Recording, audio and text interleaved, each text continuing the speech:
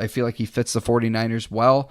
I feel like he's ready, and I am predicting that Jimmy Garoppolo will get traded, and I'll talk about that later. But welcome to the Sports Forecasters Podcast. Thank you for tuning in today. This podcast has been created not to dwell and over-evaluate what has already happened in the sports world, but to predict and to forecast what has yet to come. From game picks to draft picks, and from trades to free agent signings, we will let you know what happens before it happens. Your hosts, Nick and Nate, will evaluate, study, and understand sports patterns, tendencies, and nuances to better prepare you on what to expect. Just like weathermen, but way more accurate. So if you like to pick games, or you simply just want to be in the know before anybody else, you are in the right place. Enjoy the show.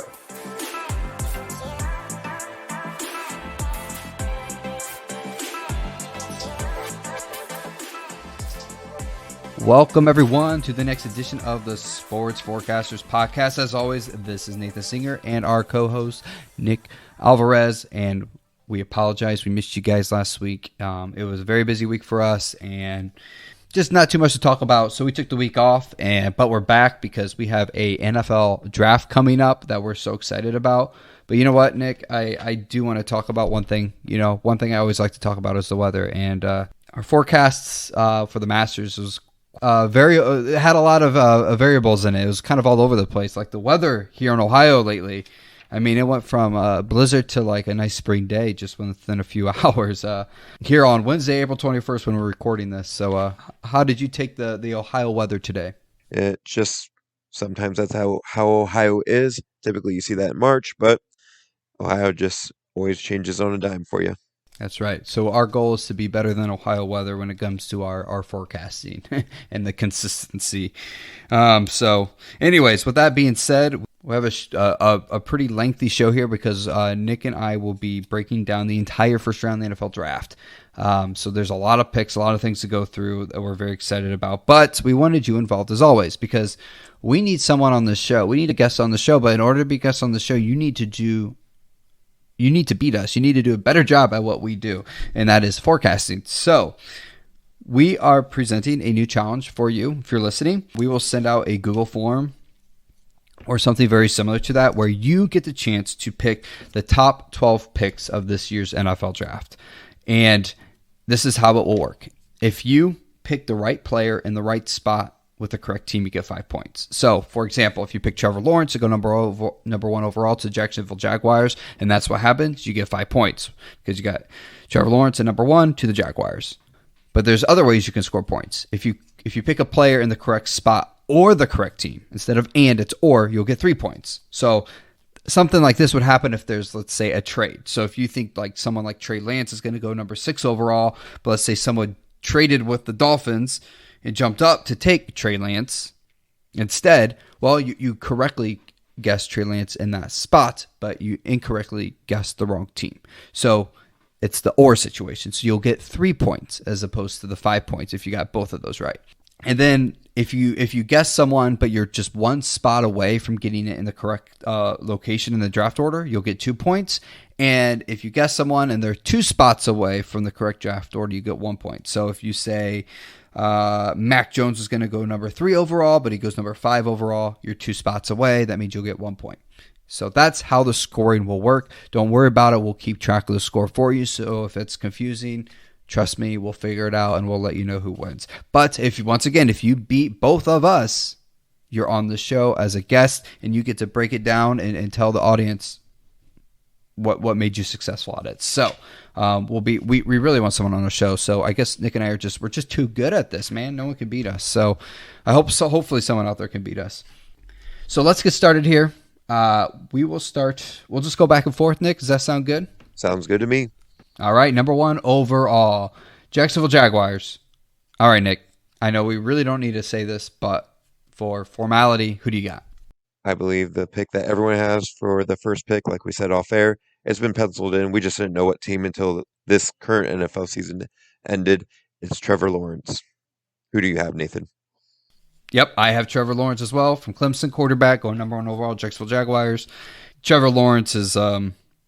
he's like that Peyton Manning coming out of college. I honestly see Trevor Lawrence's career will resemble a lot like Peyton Manning and get a couple rings and just be one of the all-time greats. So, number 2 overall, who do you got? Number 2 overall, I have not wavered from the last time we looked at the draft when we looked at the top 10 picks. So Zach Wilson from BYU, quarterback. So quarterbacks for the first 2 picks for me. How about you, Nathan? Yeah, I agree as well. So Zach Wilson reminds me a lot of Josh Allen coming out of college. Just a guy that he seems to have a lot of potential. Small school, but just he seems to have just his ceiling seems to be very high, but he's not very polished coming out of college. And Josh Allen had a pretty rough start to his career in the NFL, but after he had a chance to just work with the coaching staff and continue to build up his skills, now he's one of the best that we see in the league today.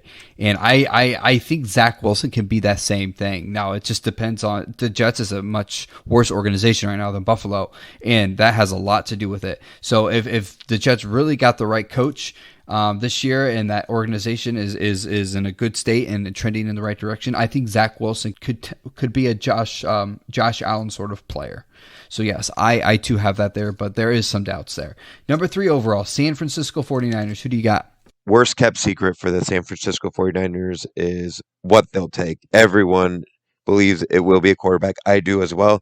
The big thing is, who do you buy into? Who do you believe San Francisco believes in?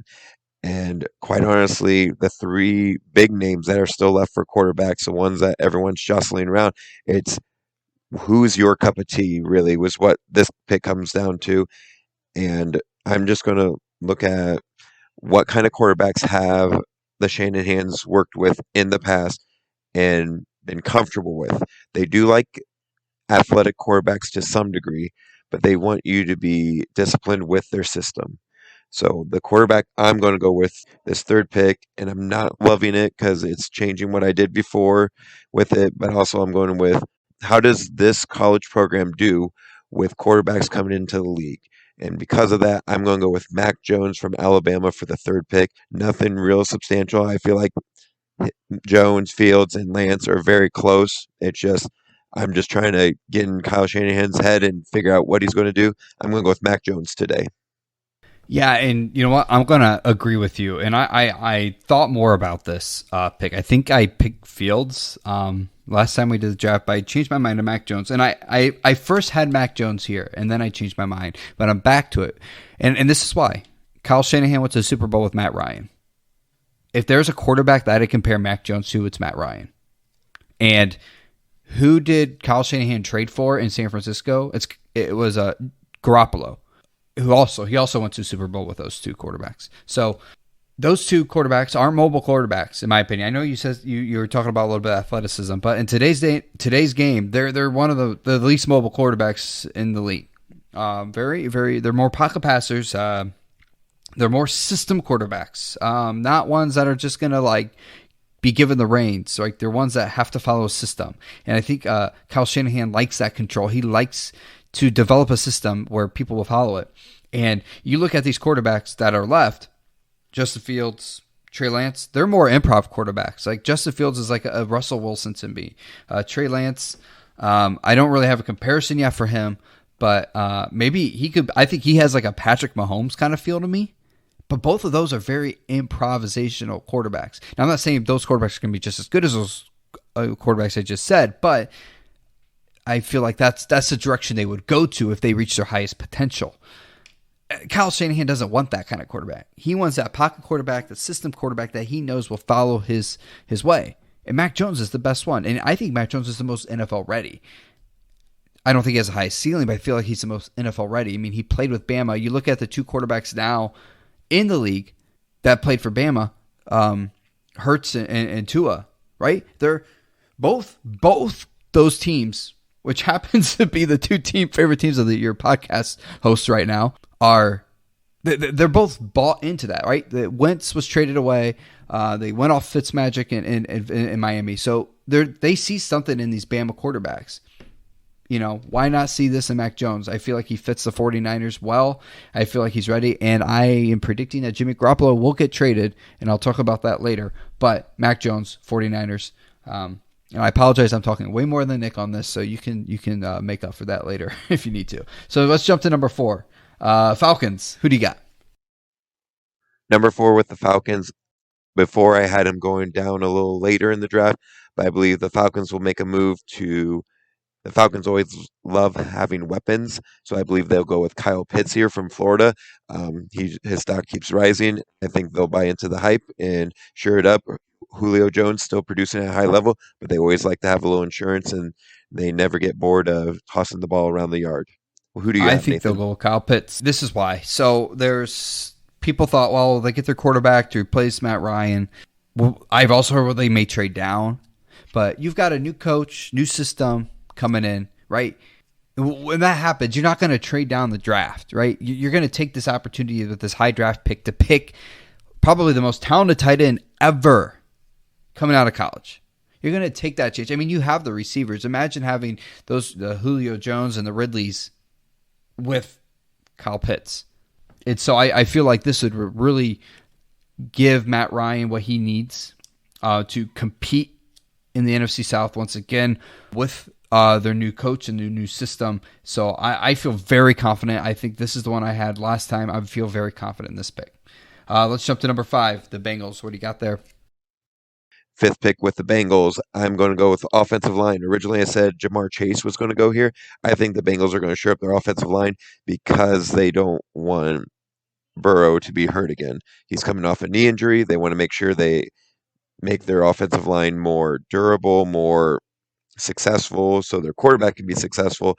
You're going to go with offensive lineman Sewell from Oregon. Yeah, that is not a bad pick. And I was on the fence with this too, Nick. I almost switched to offensive line, but I stuck with my guns. I'm sticking with Jamar Chase, LSU wide receiver. I know I can't get out of my head all the records Joe Burrow broke with Jamar Chase at LSU. I can't get that out of my head. I can't get out of my head the opportunity that Joe Burrow has to reunite with his teammate that he just dominated the game of football with at LSU, and willing to get a tier 2 offensive lineman to shore up that line, which needs to be shored up. Don't get me wrong, but this can't be passed up. I won't fault them if they choose offensive lineman because that is well needed position. I think Jamar Chase is the way to go here, and I think this just having someone that Joe Burrow is comfortable with, a player that he has chemistry with, coming off a knee injury is going to give him more comfort, in my opinion, than an offensive lineman that may or may not work. But Jamar Chase will work because we have a whole college football season to prove that, where a bunch of college football records were broken. So I think he picked the sure thing here. All right, what do you got at number 6? At number 6, the Dolphins capitalize on the talent that was left behind in Jamar Chase. They go for him, even though you said they were good in wide receiver. They're not going to overlook talent. In this case, Jamar Chase falls to him. Too good of a receiver to overlook. They're going to take him simply because they want to give Tua as many weapons and as many options to be successful as they can. So I think Jamar Chase actually goes one spot later than what I originally have. What do you have? So I have Nathan? my first projected trade here.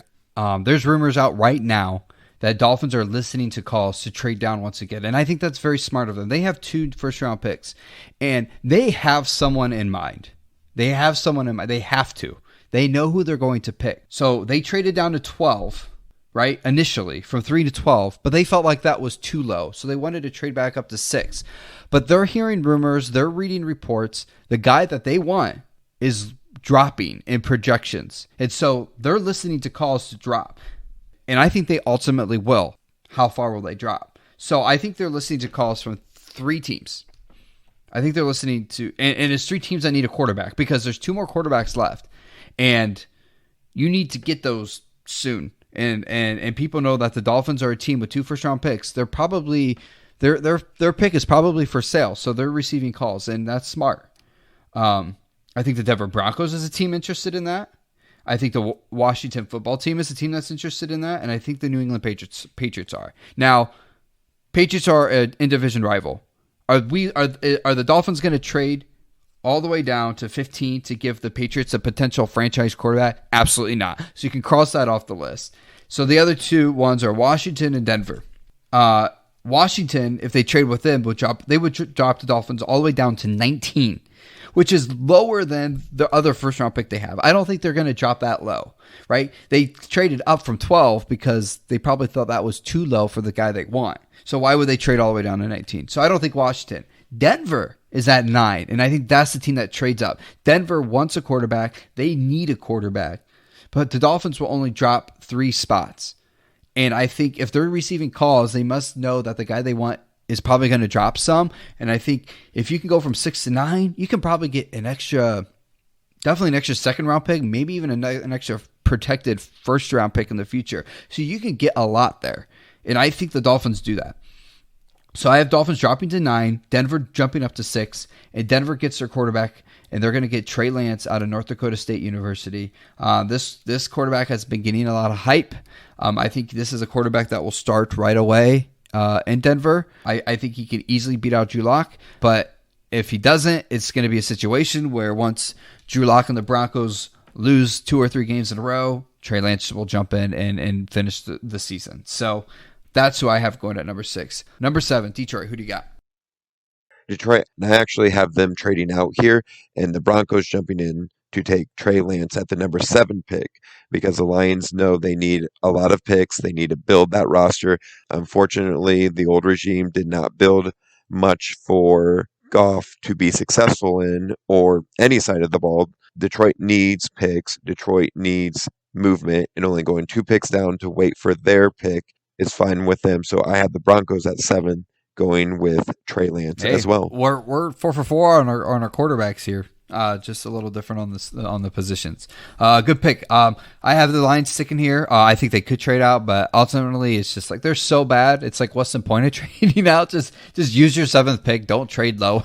Just use it to get a really good talent. So I got them getting Jalen Waddle out of Alabama, wide receiver. I think it's just they need a receiver bad, and this is the next best guy I think left. Because Jamar Chase at this point would be picked. So I got Waddle going to Detroit. All right, number 8. What do you got?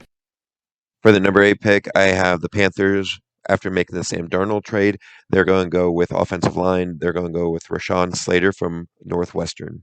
Who do you have a trade here. 2 trades. This is the only other one. So, like I said there's 3 teams that might trade up for a quarterback. Denver, Washington, New England. So I think ultimately New England doesn't trade up because that just doesn't seem like a New England thing. Like giving up a bunch of draft picks to trade up to get the 5th best quarterback in the draft. That's not going to happen. So I think New England has other plans, and I'll get to that later. So I think Washington jumps up. I think Washington jumps from 19 all the way up to 8 in trades with Panthers, and they swap, and then obviously other picks will be involved, but I don't care about that. But just these first round picks will be swapped. Panthers got their quarterback in Sam Darnold. I think they're going to at least try him, and because they just traded for him and not have him be as a backup. So there's no need for them with quarterbacks. They'll get much more by trading down and getting a lot more picks for someone that needs a quarterback than to draft someone that probably will be overdrafted at the number 8 spot, in my opinion. So I think it's smart for them to trade down. So I got Washington going number 8, and they get Justin Fields out of Ohio State and reunited with Chase Young, and I think it's a good fit there. And Fitzpatrick will be in another situation where he gets to mentor a rookie quarterback, and it just would be nice. So I have Fields going there, and I just feel like they need to bring someone in. They have Fitzpatrick, and they have a couple other quarterbacks, Kyle Allen, and they got Tyler Heineke, I think his name is, who showed some signs of life, but let's be honest, he's not a franchise quarterback. This is what they need to do. They need to really make this a competition, and Justin Fields going number 8 to Washington. All right, number 9. Number 9 was the Denver Broncos here. I had them trading with the Detroit Lions, so the Lions pick for this one, for me, will be Jalen Waddle, wide receiver from Alabama. What do you have going on there, Nathan? So this is now the Miami Dolphins pick from my mock draft because I had them trading down. So I feel like the Dolphins, their eyes are on one of those Alabama wide receivers. It's either Waddle or Devontae Smith. Two receivers that played with Tua. And just like with Joe Burrow, it's just like I just feel like for these young quarterbacks, the best thing you can do for them, well, one is to get them a good offensive line. That's always the best thing. The next best thing you can do is to give them people they're comfortable with and familiar with. and the chemistry's there to help develop them. Like, what better to bring in Devontae Smith or Jalen Waddle when Tua was just dominating the college football field with them, right? That friendship's there, that chemistry's there. So I feel like that's why the Dolphins are going to trade down, because they probably feel like, okay, the Lions need a wide receiver. They're going to take one of them. They think they could probably trade down to 9 and get the other one, right? So I think they ultimately go with Devontae Smith, the Heisman Trophy winner, here at 9 to suit up with Tua. But if for some reason the Lions pick Devontae Smith, then Jalen Waddle is also a good option here for them. So I think that's why they ultimately trade down, because they know one of these 2 Bama wide receivers will be there for them for Tua. What do you got at 10? At number 10, I have the Cowboys retaining their pick here. They need to restore up that defense. I'm sticking with Patrick Surtain II, cornerback from Alabama. They just can't. I thought about them trading down, but quite frankly, you don't see Dallas trading out of that spot in that circumstance then, because you get the pick of the litter for defense, the one area you need to shore up for your team. So I have Dallas Cowboys taking Patrick Surtain II. Who do you have, Nathan? That's a very good pick, and I actually had him written in, and then I decided to scratch him out because I just realized there was a player that's still on the board here that you have to take if you're the Cowboys, and that's Sewell, the Oregon offensive lineman, who you had going in the top 5. I have been dropping to 10, and actually there hasn't been an offensive line in my mock draft picked yet. So you just had your franchise quarterback hurt due to a sack, and the Cowboys need to protect him, especially now that they've paid him a bunch of money. He is your most prized possession. So, yes, Patrick Surtain would be a great fit here. But right now, according to my draft, the best offensive lineman still on the board. You take him to make sure you are protecting your multi-million-dollar quarterback. And so I have them all going with Sewell out of Oregon. But if he's picked sooner, I think, yes, you're right. They probably go with Surtain here because they do need to fill that quarterback position. But because I have him still on the board, that's where the Cowboys are going to go. Who do you got number 11 to the Giants? Number 11 for the Giants, I have them trying to shore up positions to figure out if Daniel Jones is the answer for their offense, someone that will hopefully make a difference and be reliable as a target. I have them going with Devontae Smith, wide receiver from Alabama. Man, that's a surprise pick. I was not expecting that. A very interesting pick. I could totally see that happening. I honestly think the people that are the most comfortable with Daniel Jones at quarterback are the New York Giants. I feel like everyone else is the one questioning it, but I feel like they're giving him the benefit of the doubt of the team he's on and the new coaching and everything.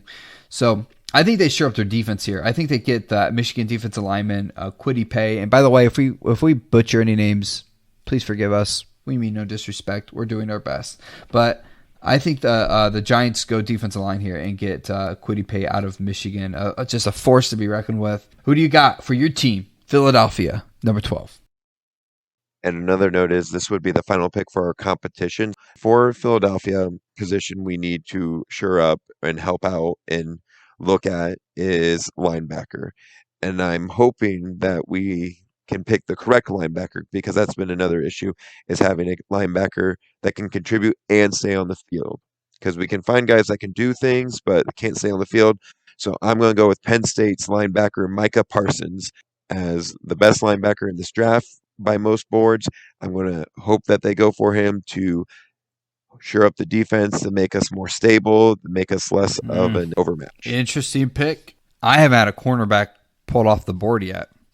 I feel like they go Surtain here, number 12, and I feel like you had your in-division rivals Cowboys getting him, but I think he's going to your team, the Eagles. Patrick Surtain out of Bama going to the Eagles. I think if he's on the board, man, they're all over that pick.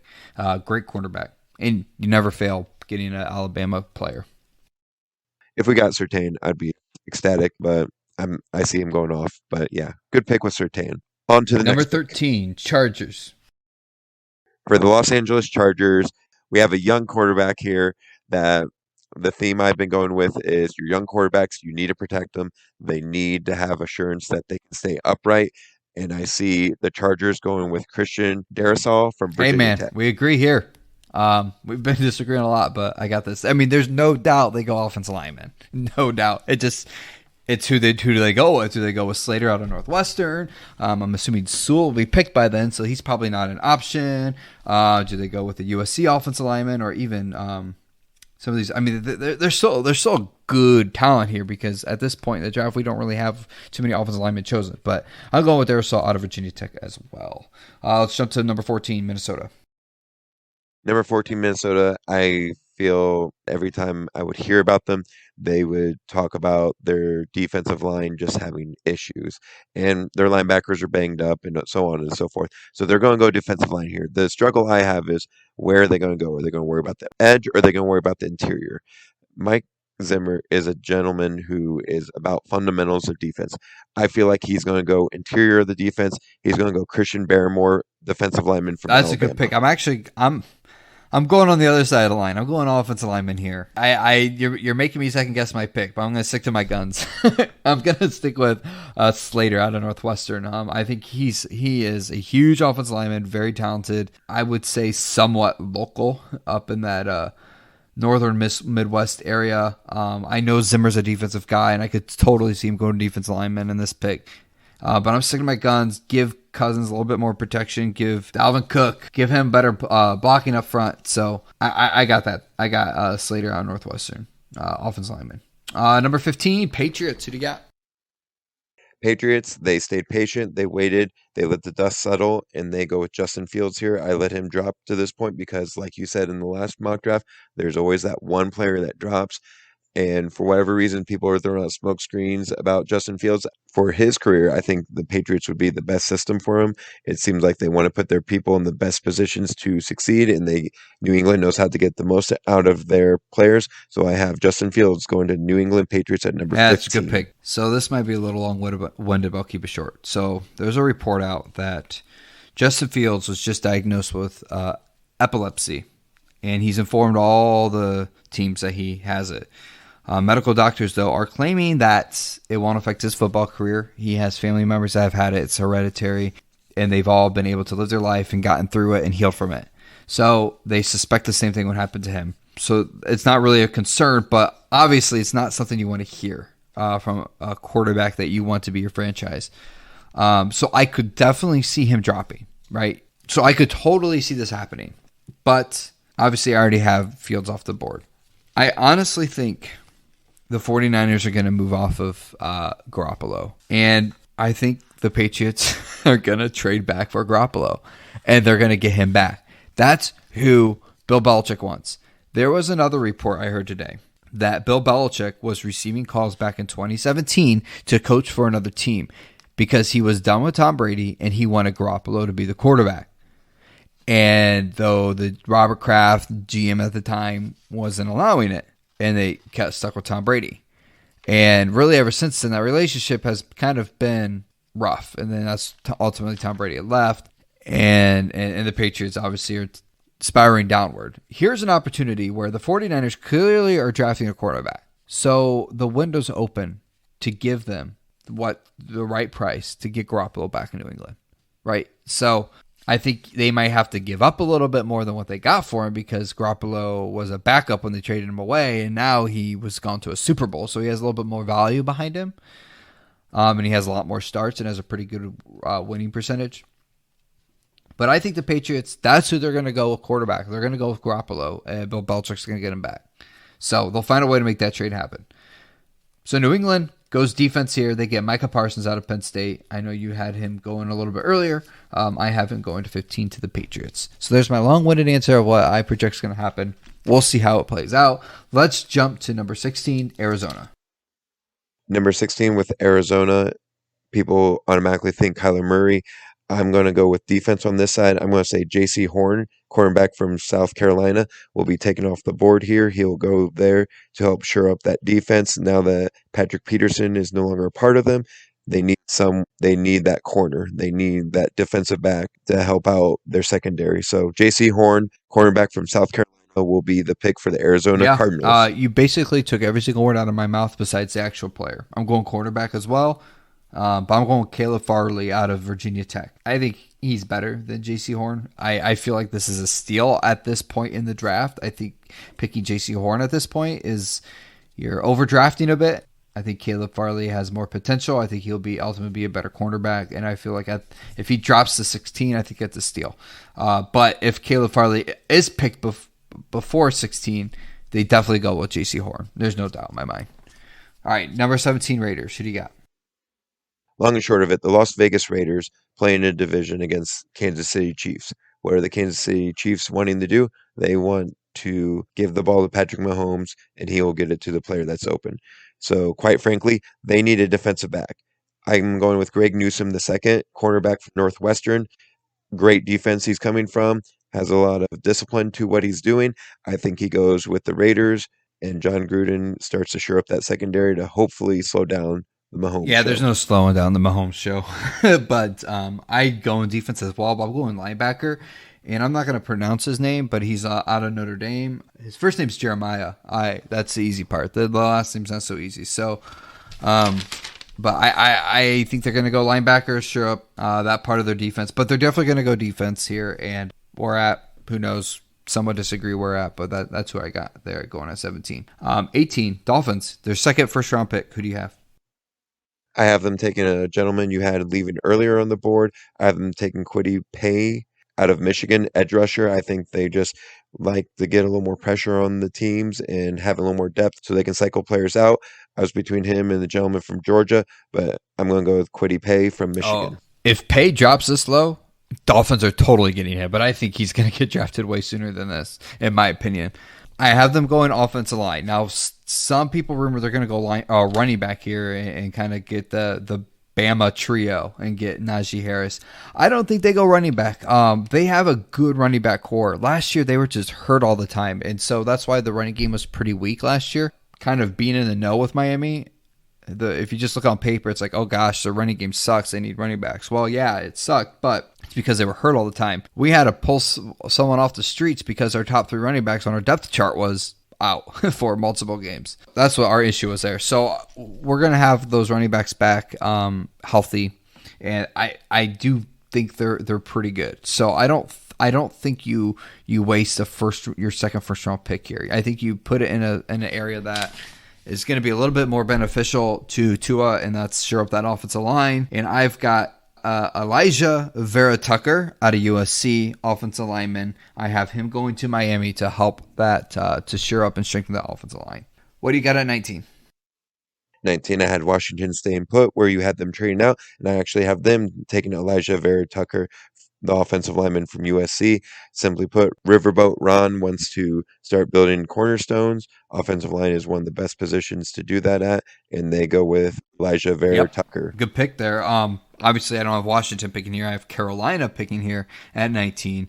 And I think they go quarterback and take J.C. Horn, who you had going to Arizona at 16. I have him dropping to 19 to Carolina. Number 20, who do you have? Number 20, Chicago Bears. Quite honestly, the team that's been very baffling in how they went about things. I feel like had things not went a certain way with a quarterback that may or may not be playing in Houston this upcoming season, I think this would be a whole different situation to look at, but they have Andy Dalton as a quarterback. So what are they going to do to help out their team? Well, quite honestly, I'm surprised they went with that individual, but again, I think it was circumstances that had that situation come up how it did. So what do they go with? I believe that they end up going with the safety from TCU, Trevor Moehrig, I believe is what they end up going with. I thought maybe receiver, but they've always been a team that tries to shore up the defense more so than the offensive side. So I think they go with Trevon Moehrig from TCU. So this safety. is by far the toughest pick for me because, I mean, no one knows what the Bears are going to do. They've proven that time and time again. And so I think the best thing that they can do for their success is to just give Andy Dalton protection. He's proven that if he has time in the pocket, he can be a decent quarterback, more than just giving him more weapons on the outside. I think their defense is good enough to be a playoff team. It's just their offense isn't good enough. And so I think if I was a coach or a GM and I'm like, what's the best thing I can give Andy Dalton to be successful? It's just to give him more time in the pocket. So I think they go offensive lineman, and I got them getting Jenkins out of Oklahoma State at offensive line. Who do you got at 21 to the Colts? 21 for the Colts, interesting team to look at. Many have speculated maybe a wide receiver for this position, but I feel like they've put a lot of stock into wide receivers. Yes, they let Hilton walk, but they have a lot of young receivers to develop still and look at. So I don't think they go receiver in this end, unlike some mocks. I think they go with Jason Owen, the edge rusher from Penn State. They like to build up the pressure because they like to run a base defense with minimal blitzing. So I think they get an edge rusher that can help shore that up, give them a better rotation. So I think the Colts will take Jason Owen, edge rusher from Penn State. So I have the Colts going with defense here. I've got them going cornerback. I have a lot of quarterbacks going in the first round. I probably is a record, but I think it's a pretty stacked cornerback class, and I think the importance of the lockdown cornerback is growing a lot in the last 5 years, because obviously they need to be able to lock down the top receiver, especially in a very more passing league. They need to be able to tackle, because with this college style play now, with a lot of runs to the outside and options and quarterbacks drifting out, they need to be able to break that block and tackle running backs and these big quarterbacks. And so I think it's just having a good lockdown quarterback that's big and can tackle is important. So I think that's why, for some reason, I have them being picked up a little higher probably than what they normally are. So I've got Asante Samuel out of Florida State going to the Colts at number 21. Who do you got going number 22 to the Titans? For the Titans on the 22nd pick, I have Tevin Jenkins, offensive lineman for Oklahoma State, going. You have a running back that is a monster in Derrick Henry.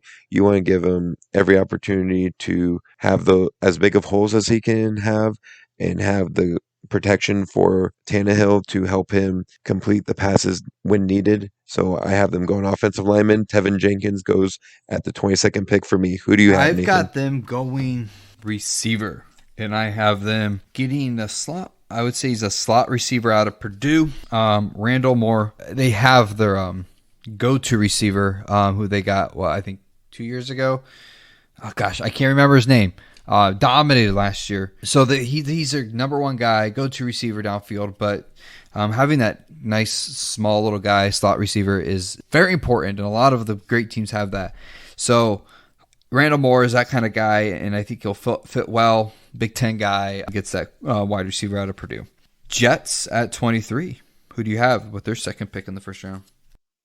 Yes, the Jets were the second pick in the first round. This pick comes from Seattle for the Jamal Adams trade that happened last season. I think they go cornerback. Caleb Fairley for Virginia Tech cornerback ends up going here. His injury concerns, I think, scares him off, but the Jets have the room to go with him. And so when they go with him, they have the luxury of being patient with him in this position. So they end up going Caleb Fairley, cornerback, Virginia Tech. Who do you have, Nathan? That's a really good pick. Once again, you're having me second guess myself, but stick with my guns. Defense as well, but I'm going defensive edge rusher here. I'm going to do my best to pronounce his name out of Georgia. Azeez Ojulari is who I'm going with for the New York Jets. I feel like they always like to pick defensive linemen. I feel like that's what the Jets do a lot. And so I have them picking defensive line here again. I think that's where they need to go. I also think they could go offensive line here, or do something offensively to give Zach Wilson some protection or some weapons, but they just have so many holes. So they need to fix that defense as well. So plus they're getting a defensive guy and Sela out of San Francisco. So I don't think they're going to use both their picks on offense when he's a defensive-minded guy. So I think they'll go defense there. Pittsburgh Steelers, who do you have?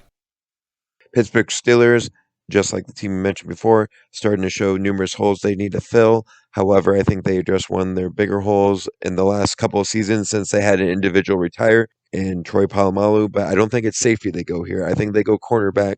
Gentlemen, you mentioned a few picks ago. I think they have Asante Samuel Jr., cornerback from Florida State, going here. They love those kind of defensive players that are ball hawks. Asante Samuel Jr., he was one that was kind of known for that. So they fall in love with him being in this position where they're at the draft. This to me is probably the third easiest pick outside of number 1, Jacksonville Jaguars, number 4, Atlanta Falcons with Kyle Pitts. I think the Steelers by far pick a running back here. There's no doubt in my mind. They go 11-0. And, I mean, they had James Conner as their running back, and he kept getting hurt, and all these running backs kept getting hurt. Ben Roethlisberger throwing over 60 times a game. Everyone knows what he's going to do, right? Because they can't run the ball. They cannot run the ball. And they need a running back. And their only running back that they had is now, he just signed with another team. James Conner signed with another team. I can't remember where. So now they don't have a running back besides their scout players that they play. So this is obvious to me. I feel like they'll go with another Le'Veon Bell style running back, and I feel like the two running backs on the board here are Travis Etienne or Najee Harris. And I think they end up going with Travis Etienne because I feel like he's that more elusive running back. He's a much better running back, catching out of the backfield, running the routes. Ben Roethlisberger likes to dip down those screen passes and those short passes to the running backs. He's a lot like a Le'Veon Bell. And so I think that's what they ultimately go with Etienne and not Najee Harris, who's more of kind of an up and down runner, maybe not as quick and elusive and not as good catching the ball out of the backfield. So I think they go with Travis Etienne here, running back out of Clemson. I'm very confident in this pick. So we'll see if it happens, though. What do you got, 25? Jacksonville with their second pick in the first round.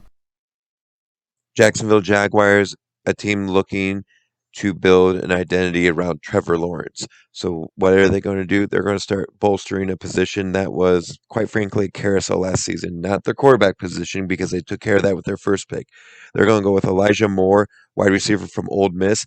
They just want to give him someone that he can throw to besides DJ Shark. They want more depth in that position and maybe someone that can build a good rapport with Trevor Lawrence, because that's one of the key foundations to great quarterback is they always have that reliable receiver. They draft one to start maybe that relationship, or they have to look elsewhere after that. But they're going to give it a try with Elijah Moore, wide receiver from Ole Miss. I have them going wide receiver as well. But I have them staying in state. I have them getting Kadarius Toney, Florida wide receiver. No specific reason. I feel like it's good to pick someone within the state, especially for a small market team like the Jacksonville Jaguars. So I feel like they stick with that pick. 26. Who do you got the Cleveland Browns picking? Cleveland Browns, I have them taking an individual you mentioned earlier. I cannot pronounce his last name. The linebacker from Notre Dame, Jeremiah, and I'm not even going to attempt the last name because I will slaughter it to Kingdom Come. But I believe he fortunately falls to the Cleveland Browns, who gets to clear up the defense, gives himself a little more depth at the linebacker position, allowing them more flexibility, and to hopefully make a deeper playoff run. I have a linebacker from Notre Dame, Jeremiah, going to the Cleveland Browns. I have the Browns going wide receiver here because I think they ultimately trade away Odell. They should trade away Odell and prove last year that when Odell doesn't play, Baker Mayfield plays better. The offense plays better. Everyone plays better. When Odell plays, he wants the ball. Baker feels forced to give him the ball. The chemistry's not there, and it's just not a good fit. So I feel like it's best if Cleveland moves off Odell. So I'm banking on that. So if that happens, I do think they need to bring in another wide receiver here. They need someone tall. They need someone big. They need someone that's a threat downfield. And because I feel like Jarvis Landry is more of he's a good slot receiver, good quick slant receiver. They got the tight ends, but they'll lose that downfield threat like Odell Beckham would have given them.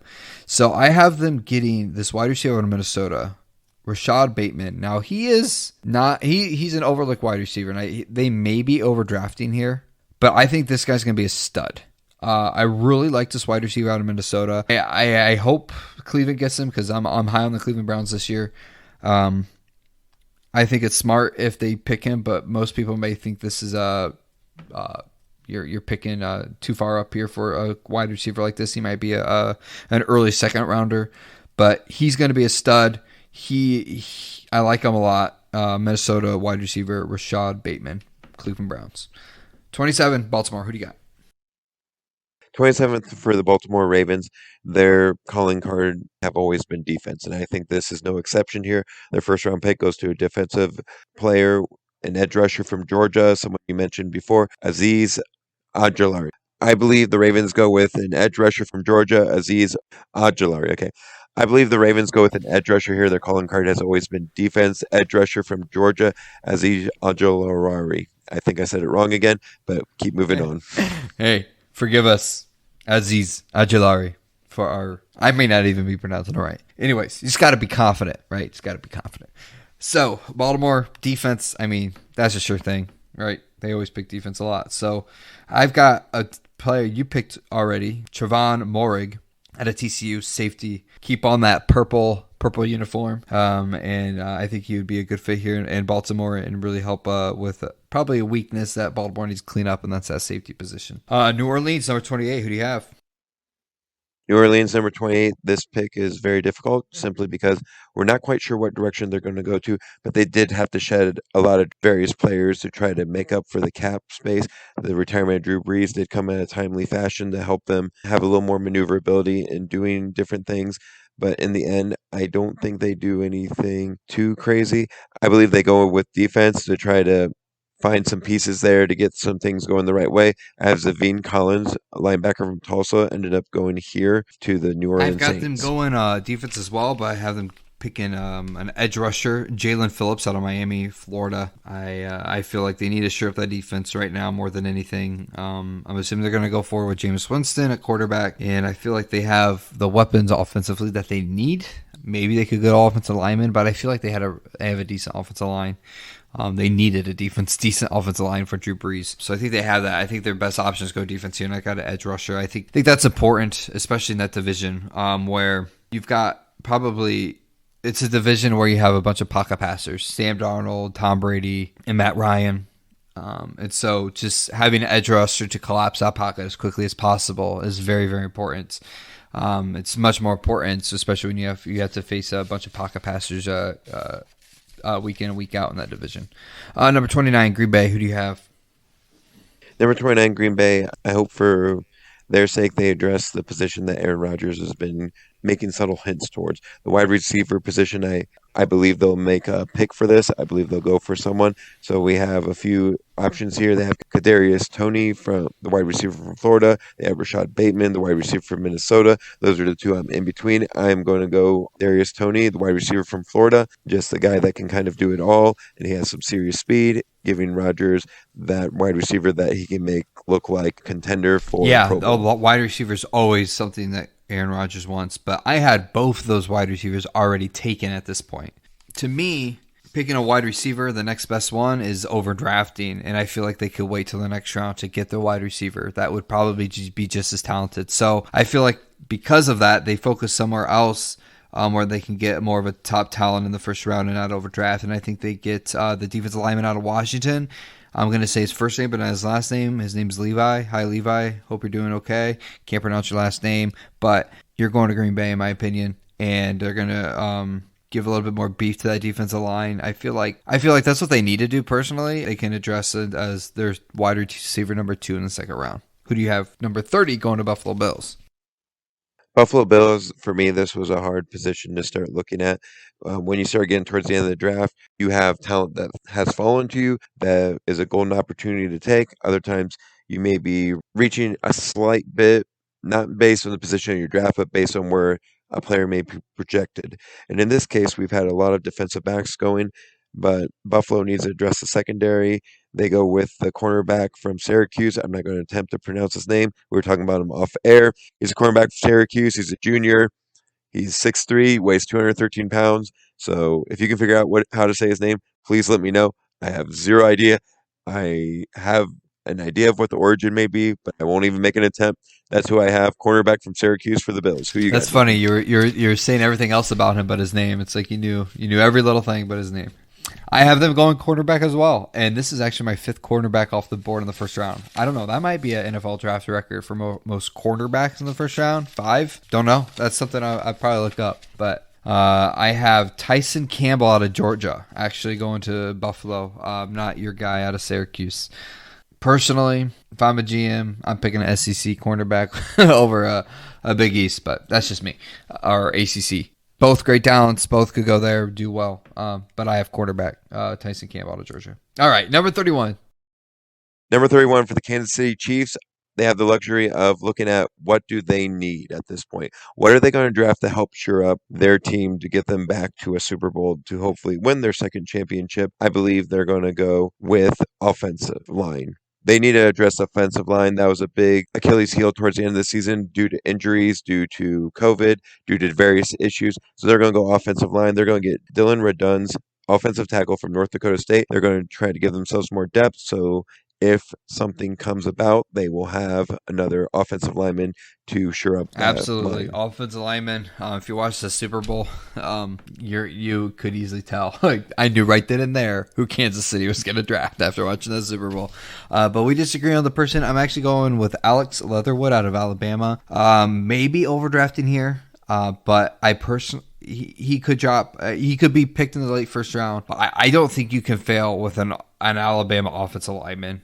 Alabama offensive linemen are just stacked. They're good. I mean, you ever watch a Bama game? The quarterback basically can do whatever he wants because the line's so good. So, and they face really good SEC fronts. So it's not like they don't play talented defensive fronts, because SEC is really good defensive fronts. So I got Alex Leatherwood out of Alabama offensive line going to Kansas City. Last but not least, Super Bowl champs, Tampa Bay Buccaneers. What do you have here? For me, I had a debate here. Does Tampa Bay address their defensive side, or do they address their offensive side, namely their offensive line? I feel like they have a lot of their offensive weapons pretty well set in place. Antonio Brown notwithstanding, looks like he'll head to greener pastures here in the next few weeks, but we'll see how that turns out. So for me, I just came down to they brought everyone back. They have everyone back in the fold. So I believe they're going to go with the offensive line gentleman that you just mentioned. I believe they're going to go with Alex Leatherwood to shore up the offensive line, because their number one priority for these next few seasons is to make sure Tom Brady stays upright and no one gets near his shoelaces. Who do you have, Nathan? Probably the only team returning all 22 starters on the offensive and defensive end, and then the Super Bowl champs, right? That's like, you can't get anything better than that if you're a Tampa Bay fan. So I look at this, it's like, gosh, you don't want to fix what's not broken. So this is probably going to be a backup, you know. They're not going to start because you're returning all 22 starters and you just won the Super Bowl. So whoever they pick knows they're not going to start. So I think what Tampa Bay does here is they try to get younger in a position. Where are they the oldest at? Where are they needing to rest more players? And I think that's the defensive line. They've got a good defensive line, but an old defensive line. And I think they go with Joseph Osai out of Texas. He's a defensive edge. And I think he can make that line younger, give those older guys more rest and a break, because he's not going to start, but he's going to get some decent playing time, because I don't think their defensive linemen are going to be able to withstand the amount of snaps that a younger defensive lineman could. So this will be a good opportunity for Tampa Bay to get younger here and give this young talented man a lot of opportunities, because he's going to be behind. So guys are going to have to take breaks, and he can learn a lot from them as well, because there's a lot of experience there. So he's going to be in a very, very good position. And so I have him. I have a defensive lineman, edge, more specifically, going to Tampa Bay. Well, gents and ladies, listeners, this wraps up our mock draft. I don't know about you, Nick, but I've never created a completely full first round mock draft before. I've done like the top 12 or 15, but I've never done all 32. That was quite exhausting. What were your thoughts? My thoughts were, I didn't have a running back go in the first round. That was one thing that stuck out to me. It hurt my heart a little, because I do enjoy the running back position. I do feel like they're very undervalued, but I believe they'll be flying off the shelves come second and third round. And like you said, yeah, it's exhausting trying to do a full draft. We both had 5 defensive backs going in the first round. We had various offensive linemen and wide receivers at various points, and we had all the quarterbacks finding a home. Any thoughts you had on it, Nathan? Defensive backs. I think I actually had 5 cornerbacks and a safety, which is, I feel like, is a lot. A lot of quarterbacks. I think there's a lot less offensive line and defensive linemen picked in the first round than normal. I think I had a lot of other positions that typically are a lot less. But yeah, you had a good point. You didn't pick a running back in the first round. I wonder when the last time that has happened. That's certainly something to look out for. So, listeners, remember, top 12 picks for our competition.